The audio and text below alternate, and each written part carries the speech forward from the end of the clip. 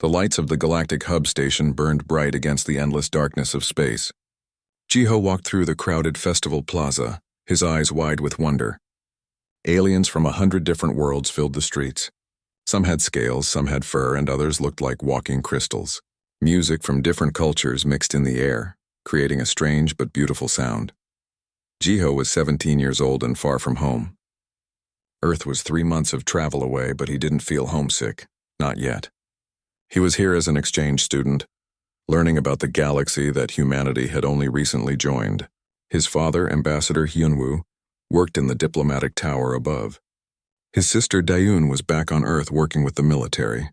They video called every week. The festival celebrated 1,000 years of peace in this sector. Jiho didn't know much about galactic politics, but he knew one thing clearly. Humans were new here, very new. The Talvorian Empire had ruled the galaxy for 10,000 years. Humanity had been in space for barely a century. The older species looked at humans like children, sometimes worse than children. Jiho stopped at a food stall run by a friendly alien with 6 arms. The vendor gave him something that tasted like honey and cinnamon. Jiho smiled and thanked him in broken galactic common. The vendor laughed kindly at his accent. That's when Jiho heard the shouting. He turned toward the sound. A crowd had gathered near the fountain in the center of the plaza. Jiho pushed through to see what was happening. His stomach dropped when he saw 3 human students younger than Jiho stood in a circle. They were surrounded by Talvorian guards in golden armor. In front of them stood Prince Kelvas, the youngest son of Empress Velmora herself. The prince was tall and proud, with dark purple skin and eyes that glowed like embers. He wore robes worth more than most spaceships. The prince was laughing. The human students looked terrified. "Look at them," the prince said loudly, speaking to the crowd. "These primitives think they belong here. They can barely speak properly. They smell like chemicals and fear." One of the students, a girl maybe 15 years old, had tears running down her face. The prince noticed and laughed harder. "Is it crying? How weak. My species conquered the stars when yours were still living in caves." He turned to his guards. "Remove them from my sight. Take them to the lower levels where they belong." The guards moved forward. The students backed away. Nobody in the crowd moved to help. Humans were too new, too weak, too unimportant. Jiho felt something burn in his chest. His father had told him to keep his head down, to be respectful, to remember that humanity was still learning its place in the galaxy. But looking at those scared kids, Jiho couldn't stay quiet. He stepped forward. "Leave them alone," Jiho said. His voice came out steadier than he felt. The crowd went silent. The prince turned slowly, his glowing eyes fixing on Jiho. "What did you say, human?" Jiho swallowed hard. "I said leave them alone. They haven't done anything wrong. They're just students like me." The prince smiled, but it wasn't friendly. It was the smile of a predator. "You dare to speak to me? Do you know who I am?" "I know," Jiho said. "But they're just kids, please." The prince walked toward Jiho. "I see. Another primitive who doesn't understand respect. Perhaps I should teach you." Jiho stood his ground. The younger students used the distraction to move away, disappearing into the crowd. Good. At least they were safe. The prince stopped right in front of Jiho. He was a head taller. "Kneel," he commanded. "No," Jiho said quietly. The prince's eyes flared brighter. "Kneel, human, or I will have my guards make you kneel." Jiho thought about his father, about his sister, about Earth, about all the times humans had been pushed around in the century since they joined the galaxy, about how everyone expected them to bow and scrape and apologize for existing. "No," Jiho said again. "We're done kneeling." He reached out and pushed the prince's hand away from his chest. The crowd gasped. It was like all the air had been sucked out of the plaza. The prince staggered back, more from shock than force. He looked at his hand where Jiho had touched him, then at Jiho, then at the crowd. "He touched me," the prince whispered. Then louder, "He touched me. A human laid hands on royalty." The guards grabbed Jiho instantly. Metal hands clamped down on his arms like vices. Jiho struggled, but it was useless. "Wait," Jiho said. "I didn't mean—" "Take him to the security center," the prince commanded. "Send word to the Empress. This human has broken sacred law. Royal blood has been insulted." They dragged Jiho away. He saw faces in the crowd. Some looked sorry. Most looked away. None tried to help. The festival music still played, but it sounded hollow now. In the security center, Jiho sat in a white cell. His father arrived within the hour, his face pale and drawn. Ambassador Hyunwoo grabbed the bars between them. "Jiho, what happened?" "Tell me exactly what happened," Jiho explained. His father's expression grew worse with every word. "You touched him?" "He was going to hurt those kids, Dad. I just pushed his hand away." Hyunwoo closed his eyes. "Jiho, touching Talavorian royalty without permission is a capital crime. It's been their law for thousands of years." "Capital? You mean—" "Yes!" His father's voice broke. "I'm going to fight this. I'm going to call Earth. I'm going to use every diplomatic tool we have. But you need to understand how serious this is." The next few hours blurred together. Jiho heard his father shouting at Talvorian officials. He heard lawyers arguing.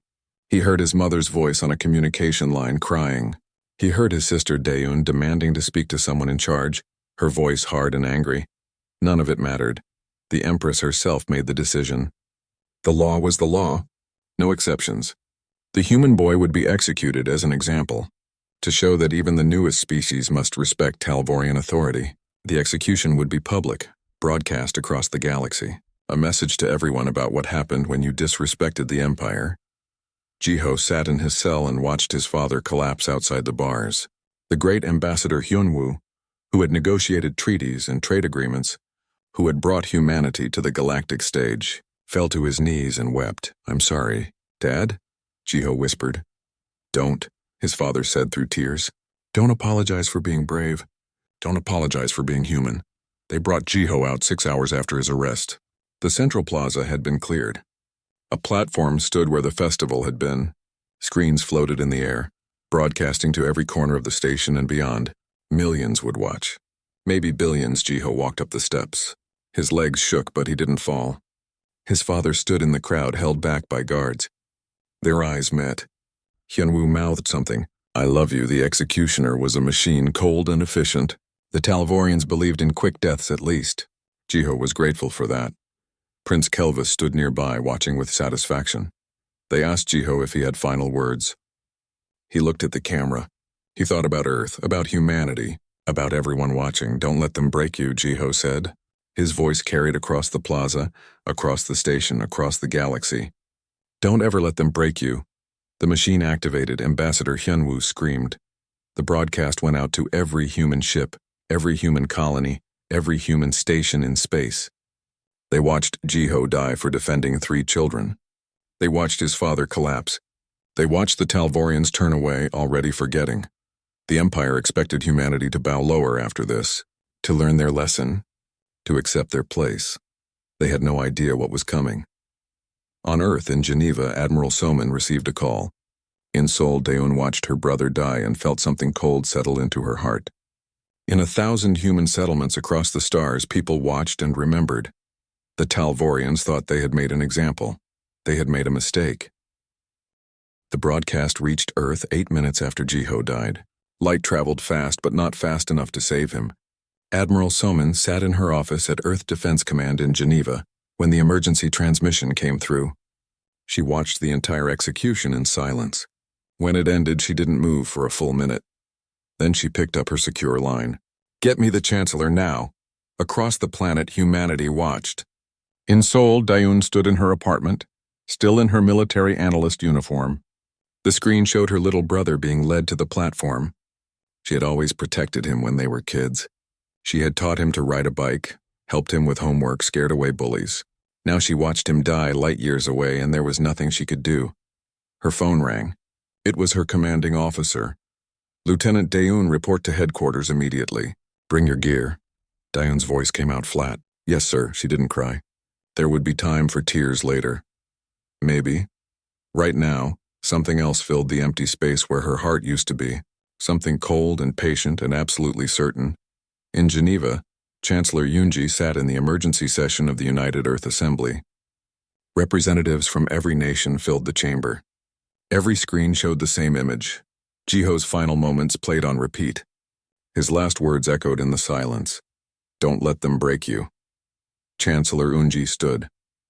She was a small woman, barely 50 years old, but her voice carried across the chamber like iron.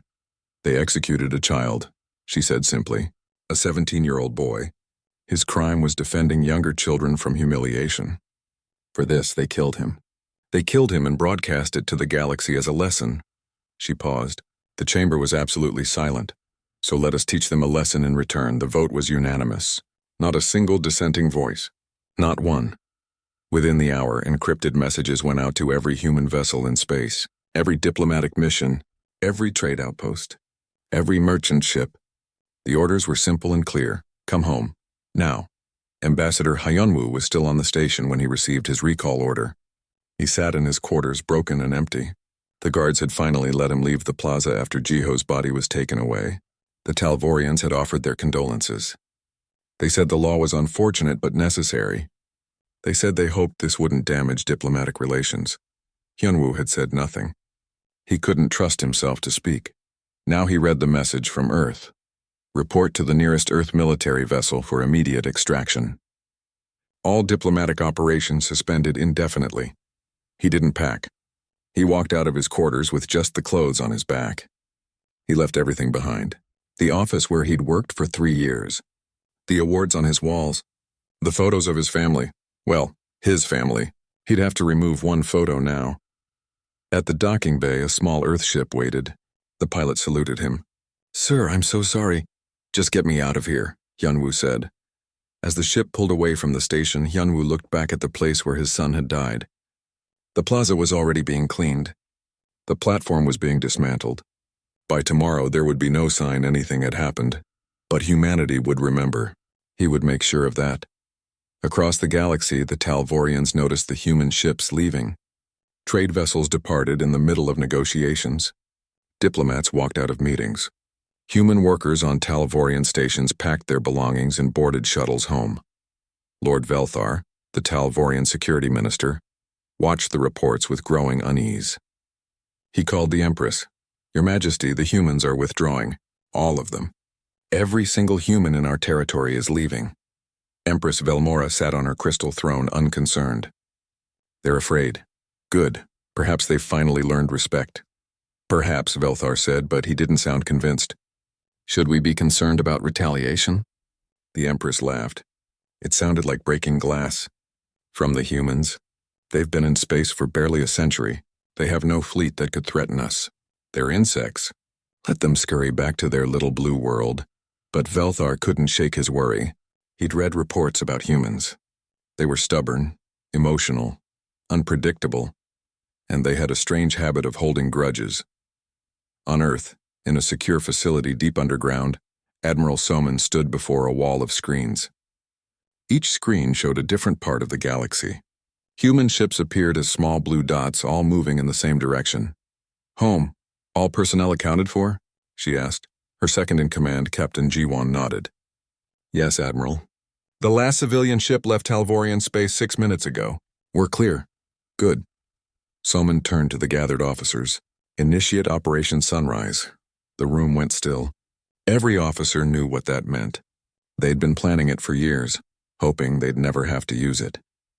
It was the worst-case scenario. The unthinkable option. Now it was just another order. Minho, head of Earth Intelligence, stepped forward. "Admiral, all assets are in position. We have people inside Talvorian space who didn't leave. They're locals now, trusted and visible." "How many targets?" Soman asked. 143 confirmed members of the royal family, spread across 17 worlds. We've mapped their locations, security details, and daily routines. Soman looked at the target list. Names and faces filled the screen. Some were adults, some were children. She thought about Jiho, about how the Talvorians had shown no mercy. "Mark priority targets," she said. "Begin with those directly responsible for the execution order." "Yes, Admiral." In another part of the building, Dayun sat with 11 other soldiers. They were the best of the best. Ghost Team, they didn't officially exist. No records, no files, no traces. They did the jobs that couldn't be done. Their commanding officer, Major Tajin, stood before them. "You all saw the broadcast," he said. "You know why we're here. This isn't a military operation. This is personal. Earth wants justice. We're going to deliver it."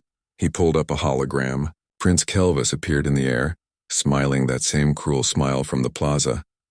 "This is Target 1. He's currently on Velsoria, a paradise world in the Inner Rim. Heavy security, multiple defensive systems, considered one of the safest places in the Empire. Taijin looked at his team. We're going to show them that nowhere is safe. Not anymore. Dion stared at the prince's face. This was the man who had humiliated those students. The man who had gotten her brother killed. Her hands didn't shake. Her heart didn't race. She felt nothing but cold certainty. When do we leave? She asked. Immediately. Across Earth, similar scenes played out. Teams assembled. Ships prepared. Weapons were loaded. The massive machinery of human military might began to move, silent and purposeful. The other alien species noticed the human withdrawal. Some felt relief. Some felt confusion. A few felt uneasy. The humans had always been friendly, eager to trade and talk and learn. This sudden silence was strange. On the Galactic News Network, a famous commentator spoke to billions of viewers. Today marks a significant shift in human-alien relations. Following the unfortunate execution of a young human on the hub station, Earth has recalled all its people from Talvorian space. The Talvorian government has expressed hope that this is merely a temporary diplomatic protest. The commentator paused. However, some analysts are concerned. In the century that humans have been spacefaring, they've shown remarkable tenacity and resourcefulness. One must wonder what they're planning during this silence. On Velsoria, Prince Kelva celebrated with friends. The execution was already forgotten. It had been just another day, another duty. He drank expensive wine and laughed about primitive species who didn't know their place. He had no idea that in orbit above, a ship had just arrived. A human ship, silent, invisible, patient.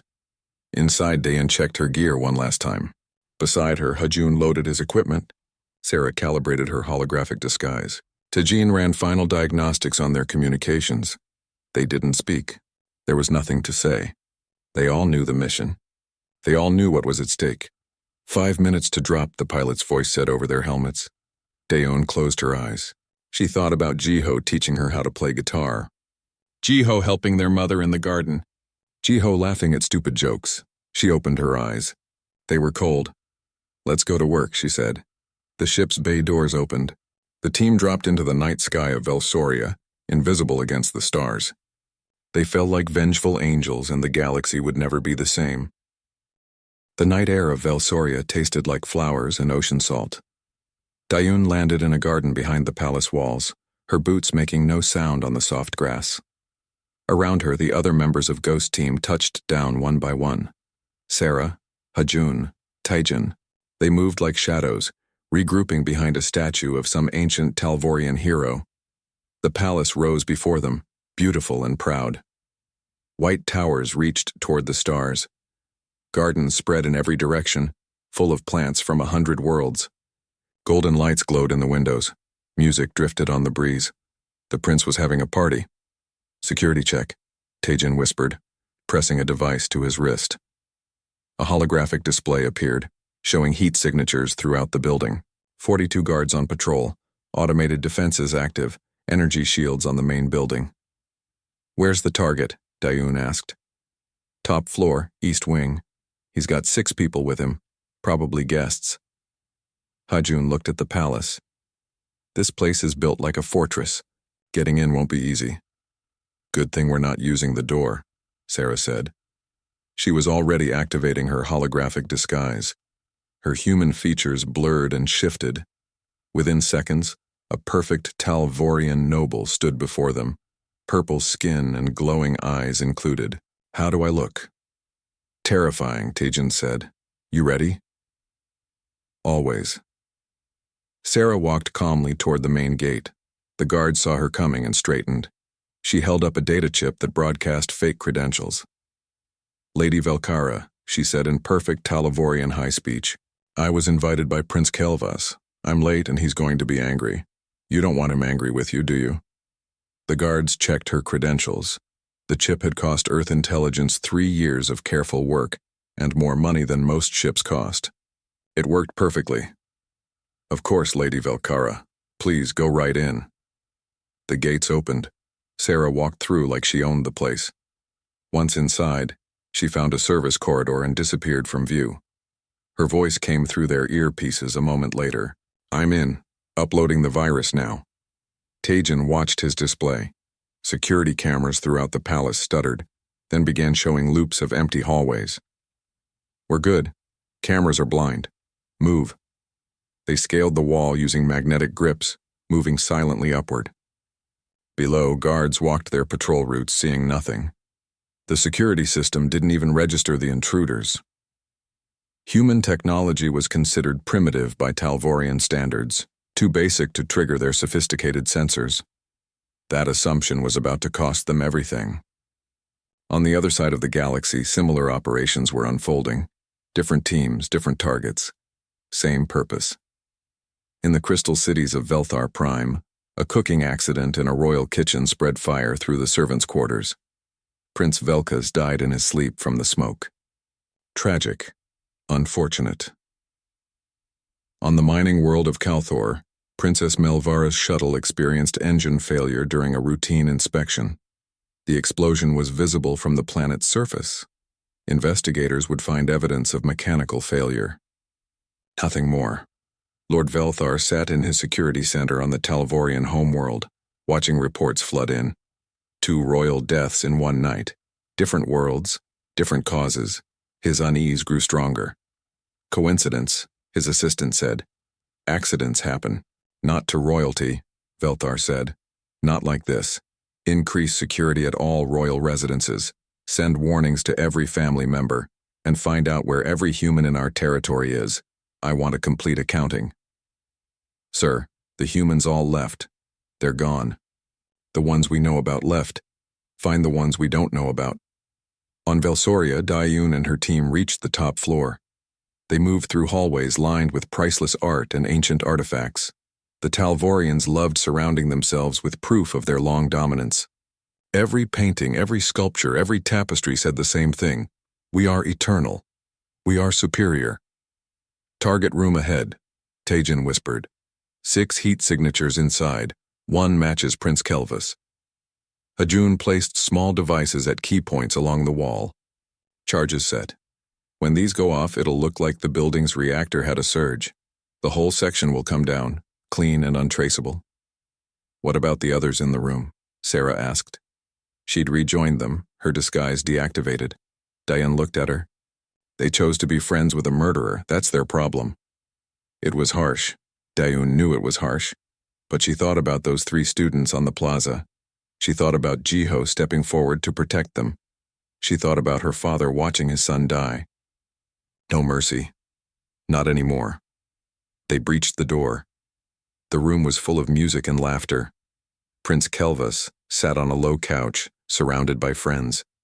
They were drinking and talking, celebrating another boring day of perfect life. The prince was in the middle of a story, probably about how he'd put some inferior species in its place. He stopped mid-sentence when 4 armed humans appeared in his doorway. For a moment, nobody moved. The Talvorians stared in shock. Humans? Here? Impossible. Then training kicked in. One of the guests reached for an alarm. Taijin shot the control panel before he could touch it. The blast echoed in the sudden silence.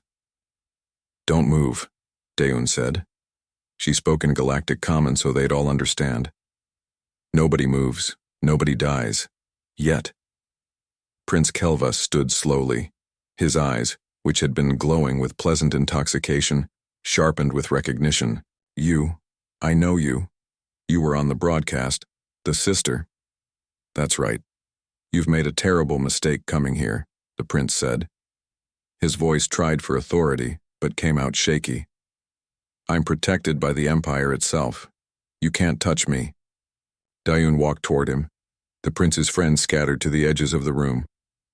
So much for loyalty. You remember my brother? Dayun asked. 17 years old.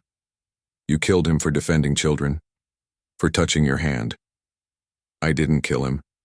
The law killed him. He broke sacred tradition. Interesting logic.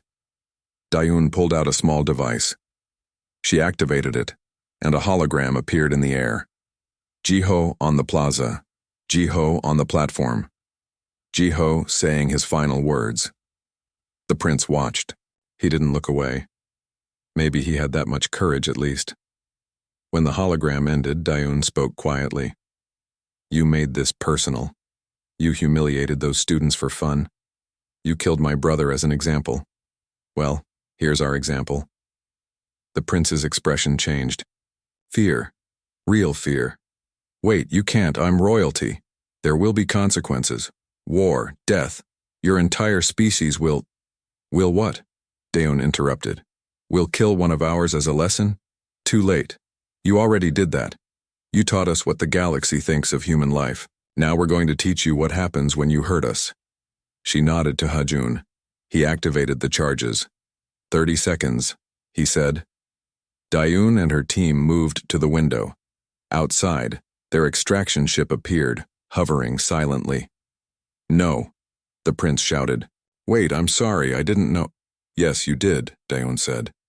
You knew exactly what you were doing, you just didn't care. That's the difference between us. We care. They jumped. The window shattered as they dove through it, caught by the ship's gravity nets. Behind them, the charges detonated. The explosion was precise, controlled. It looked exactly like a reactor malfunction. The entire east wing of the palace collapsed inward, taking everyone inside with it. As their ship accelerated into orbit, Daeun looked back at the burning palace. She felt nothing. No satisfaction, no revenge, just empty completion of a task. Target eliminated, she reported. Returning to base. Over the next 3 days, more accidents happened.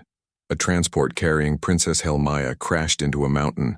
Engine failure, the investigator said. Duke Velthorn ate something that disagreed with him violently.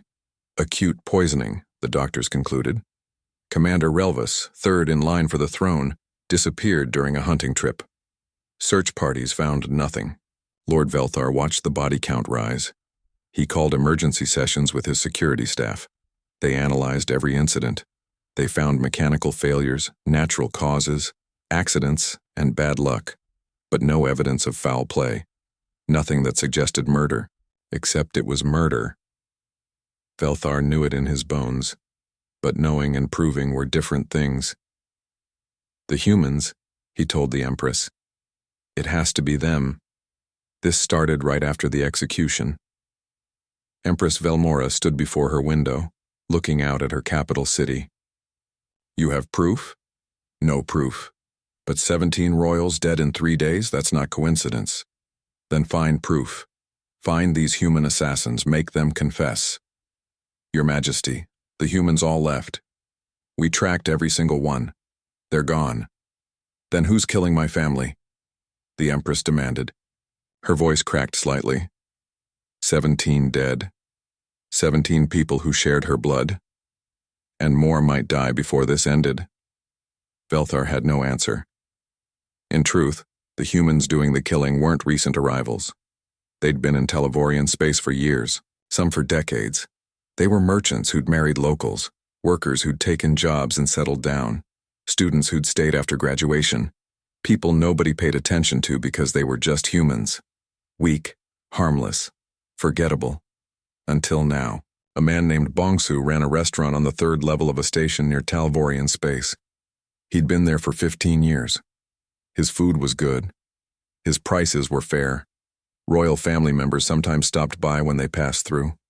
They never suspected that Bongsu reported their movements to Earth intelligence. They never knew about the hidden compartment in his kitchen where weapons waited. A woman named Yuna taught Galactic Common at a prestigious school on the Talvorian homeworld. The children of nobles sat in her classes. The Talvorian throne room had stood for 5,000 years. Crystal pillars reached toward a ceiling painted with the history of the empire. Every emperor and empress looked down from those paintings, eternal and unchanging. Today, Empress Velmora sat beneath their watchful eyes and felt their weight like judgment. Before her stood Lord Velthar. His hands shook as he held the latest report. 34, he said. 34 members of the royal family dead in 8 days. Your Majesty, we must do something. The Empress looked at him with tired eyes. She'd stopped sleeping 3 days ago. Every time she closed her eyes, she saw faces. Her nephew Kelvis, her cousin Helmaya, her brother's children. All gone. What do you suggest, Velthar? We've tripled security. We've locked down royal estates.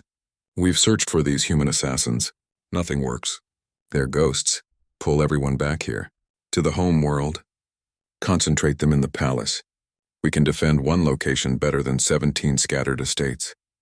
The Empress stood and walked to the window. Her city sprawled below, beautiful and ancient. And show the galaxy that the Talvorian Empire is afraid?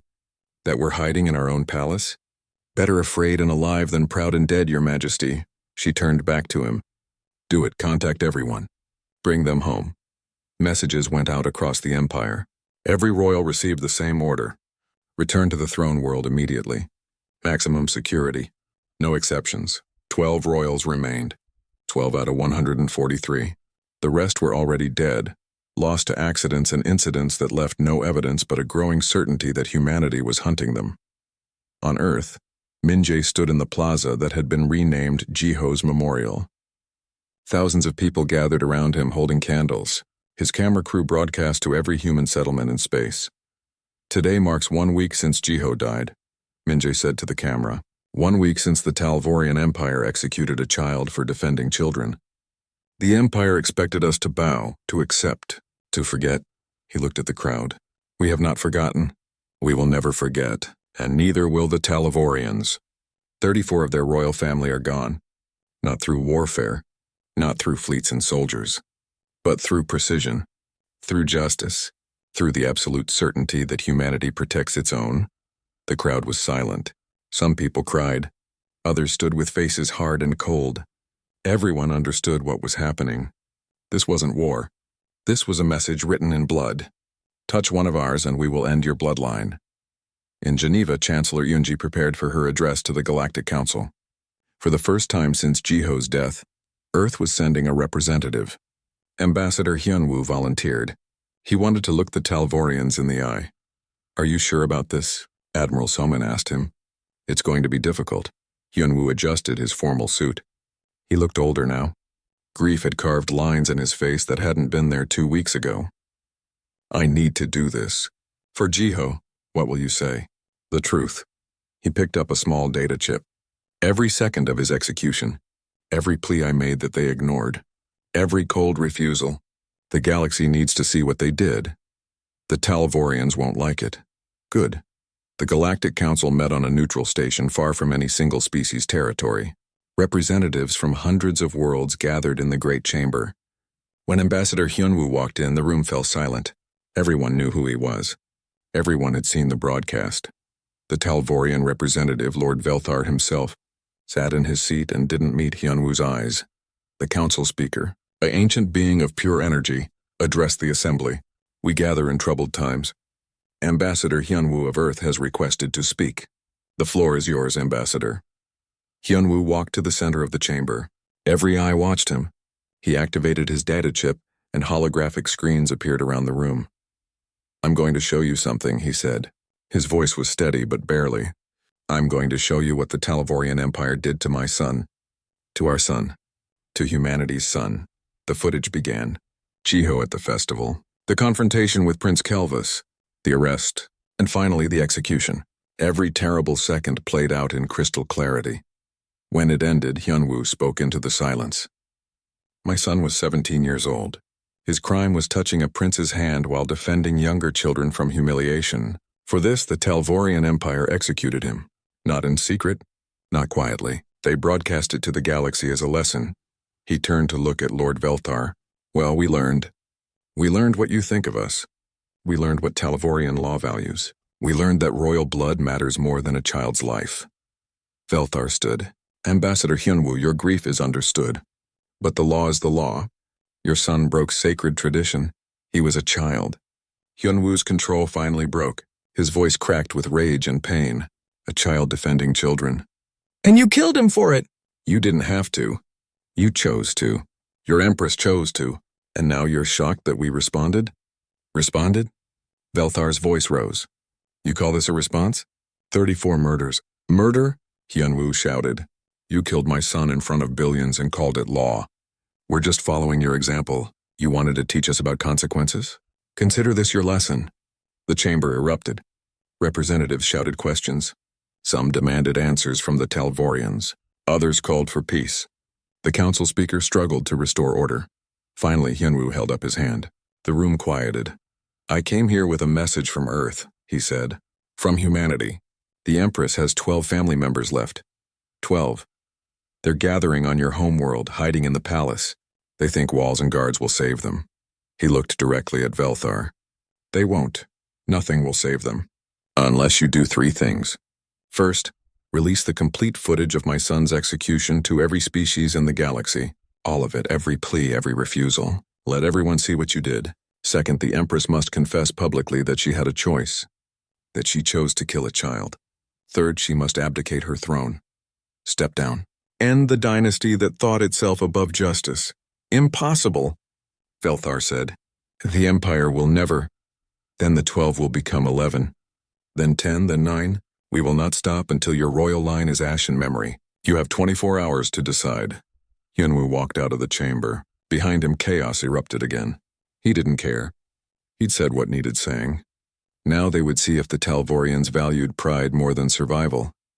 In the Imperial Palace, Empress Velmora watched the council broadcast.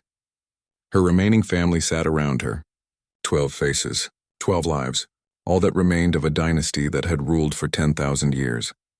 Her daughter, Princess Lysara, spoke quietly. Mother, perhaps we should consider— No, the Empress snapped. We don't negotiate with terrorists. We don't bow to demands. We are Talvorian. We are eternal. We're dying, said her grandson, barely 20 years old. They're killing us one by one. Pride won't stop them. Neither will surrender. If we give in now, every species in the galaxy will think they can threaten us. Our authority will collapse. Lord Velthar entered the room. Your Majesty, I must speak plainly. Our authority is already collapsing. 3 tributary species have declared independence in the past 2 days. They see our weakness. They see us hiding. And they're breaking away. The Empress turned on him. Then make them submit. Send the fleet. Remind them who rules here.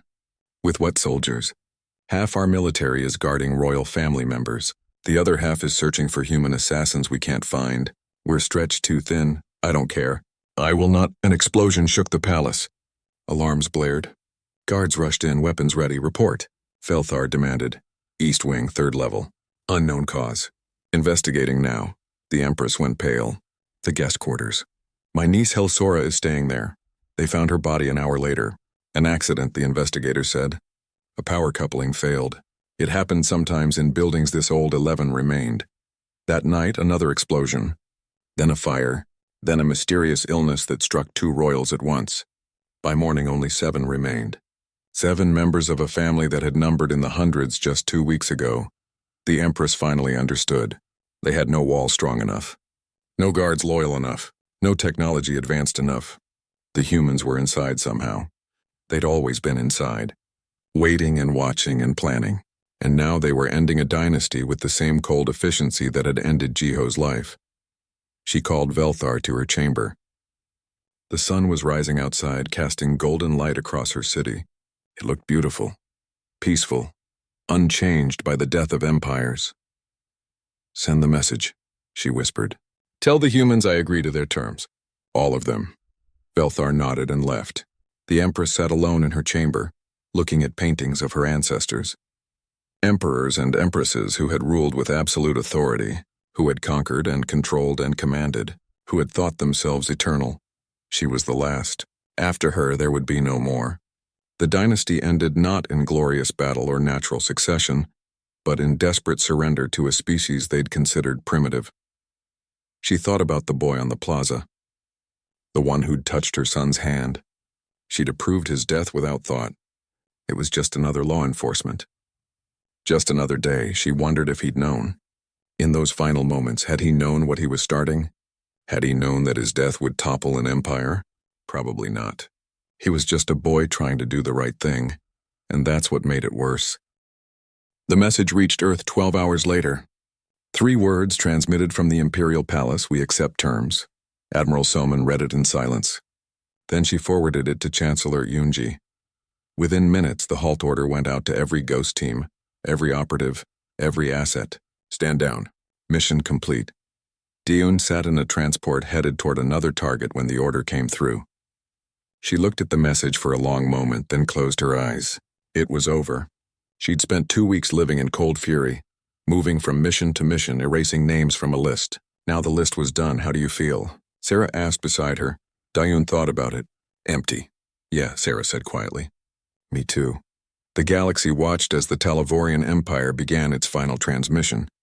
Every news network, every station, every ship with a receiver picked up the signal. Empress Velomora appeared on screens across billions of worlds. She looked small. That was the first thing people noticed. The mighty Empress, ruler of the oldest and greatest empire, looked small and tired and broken. "Citizens of the galaxy," she began. Her voice was steady but barely. "I speak to you today to make a confession. 2 weeks ago, a human child named Jiho was executed on my order. The law demanded it, but I had a choice. I could have shown mercy. I could have considered his age, his intentions, his father's pleas." She paused. "I chose not to. I chose law over compassion, authority over wisdom, pride over mercy. And for that choice, my family has paid a terrible price.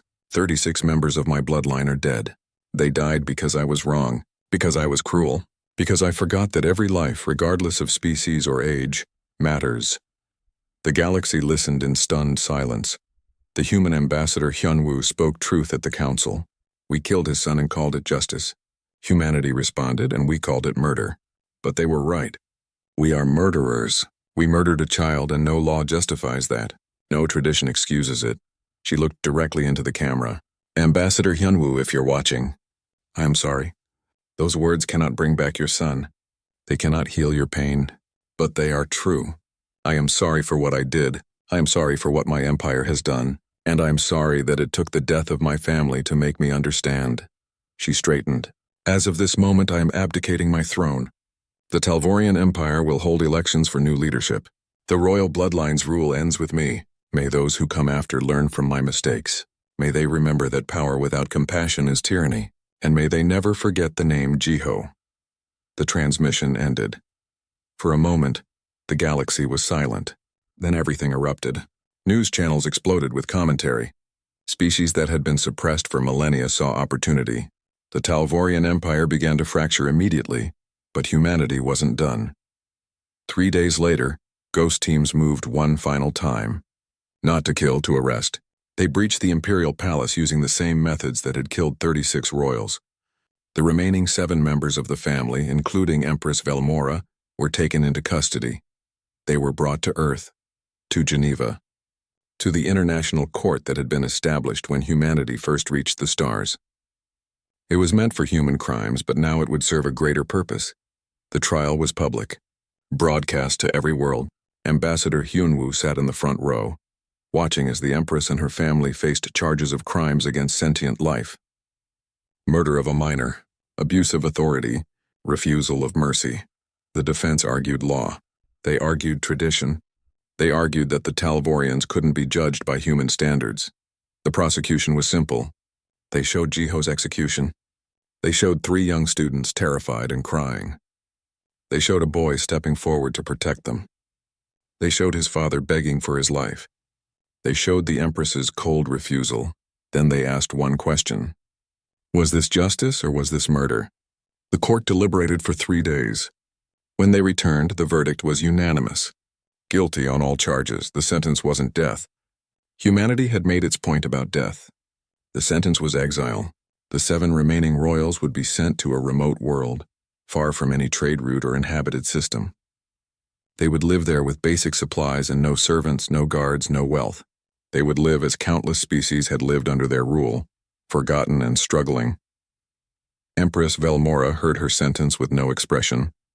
She'd already lost everything that mattered. What was exile compared to the death of a dynasty? As they led her away, she stopped beside Ambassador Hyunwoo. Their eyes met. "Your son was brave," she said quietly. "Braver than my entire family. I hope that brings you some peace." Hyunwoo looked at her for a long moment. "It doesn't, but maybe someday it will." The Talvorian Empire dissolved within weeks. Species that had been tributaries for millennia declared independence. New governments formed. Old grudges emerged. The galaxy entered a period of chaos and change. Humanity, surprisingly, became the voice of stability. Chancellor Yunji called for a new galactic council, one based on equality rather than domination. Every species would have representation. Every voice would matter. Decisions would be made by consensus, not decree. The other species agreed, mostly because they were too busy rebuilding to argue, but also because they'd seen what happened when you made humanity angry. Better to have them as friends. The new council met 6 months after Jiho's death. Representatives from 300 species gathered in a station built specifically for this purpose. At its center stood a memorial. A statue of a young boy, hand outstretched, protecting 3 children behind him. The inscription read simple words: "He stood when others could not." "We rose because he fell. Never again." Ambassador Hyunwoo attended the opening session. He was old now, aged by grief beyond his years. Dayun stood beside him, her military uniform traded for diplomatic clothes. She'd retired from Ghost Team. Some missions you couldn't come back from, not really. Chancellor Yoonji addressed the council. "We gather today to build something new. Not an empire, not a hierarchy, but a community where every species is respected, where every life matters, where no child will ever die for defending children." She gestured to the statue. This boy Jiho didn't set out to change the galaxy. He just tried to do the right thing. That's all any of us can do. But sometimes the right thing in the right moment changes everything. The council passed its first law unanimously, the Jiho Protocols. No species could execute a citizen of another species without universal oversight. No single government could impose sentences without review. Every sentient being had the right to defense, to appeal, to mercy. It wouldn't solve everything. There would still be conflicts, still be disagreements, still be species that acted badly. But it was a start. A foundation built on the memory of a boy who stood up when he didn't have to. Young-soo attended the ceremony. He was Jiho's best friend from school, the one who'd studied with him and played games and talked about girls they liked. He joined the military after Jiho died. Now he was being discharged, heading to university to study law. "I'm going to be a lawyer," he told Jiho's statue quietly. "Going to make sure what happened to you never happens again. I know you'd think that's boring compared to your sister's job, but someone's got to do it." He touched the statue's hand. "We miss you, man. Every day. 20 years passed. The galaxy changed. The Talvorian homeworld recovered, governed now by elected officials rather than royals. Species that had fought for centuries learned to talk instead. Human influence spread not through conquest but through example. New problems emerged. Some species didn't want equality. Some missed the old empire. Some thought humanity had gone too soft after their initial fury. But the Jiho Protocols held. The council worked. Slowly, imperfectly. But it worked. Sujin sat in her classroom at the Jiho Memorial Academy on Earth. She was 16, the same age Jiho had been when he'd left for the exchange program. Her teacher was discussing the events that had changed everything. "So why did humanity respond so strongly?" the teacher asked. A student raised his hand. "Because they killed one of us." "More than that," the teacher said. "Because they killed someone for doing the right thing. And because everyone else just watched." Jiho stood alone. Humanity made sure no one would ever have to stand alone again. Sujin thought about that. She'd grown up in a galaxy where humans were respected, sometimes feared, always taken seriously. She'd heard stories about the old days when humans were considered weak, when other species looked down on them. It was hard to imagine now. After class, she took the transit to the Memorial Plaza. It was always busy there. People from every species came to see the statue. Some brought flowers. Others just stood and looked. Everyone knew the story. Sujin found Ambassador Hyunwoo sitting on a bench nearby. He came every week, people said. Just sat and watched people visit his son's memorial. She approached carefully. "Sir, I'm Sujin. I'm a student at the academy," I wanted to say. "I'm sorry." "For your loss," Hyunwoo looked up at her. He was very old now, but his eyes were still sharp. "Thank you. Are you enjoying the academy?"